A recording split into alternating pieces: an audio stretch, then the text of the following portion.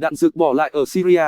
Đại tá lục quân Mỹ Miles Coggins cho hay, các tiêm kích F-15E ngày 16 tháng 10 đã thực hiện nhiệm vụ tiêu hủy đạn dược cất trữ tại nhà máy xi măng Lafarge ở Kobani theo kế hoạch định trước.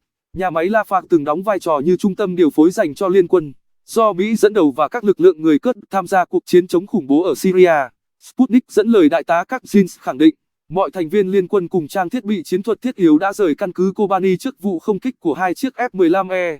Trước đó, một nhóm phóng viên cho chương trình tin tức bằng tiếng Ả Rập của báo RT hôm 15 tháng 10 đã quay được những hình ảnh hiếm thấy bên trong tổ hợp quân sự của Mỹ ở tây nam thành phố Manbij, phía bắc Syria chỉ vài giờ sau khi binh lính Mỹ rút khỏi đây.